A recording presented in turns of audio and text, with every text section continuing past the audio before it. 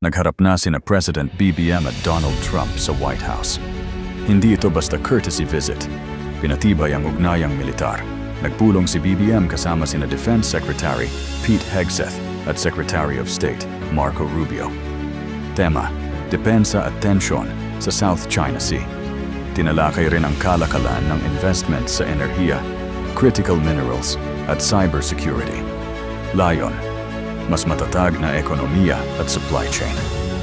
Pinalalalim din ang alyansa ng Pilipinas at Amerika sa harap ng lumalakas na presensya ng China sa rehiyon.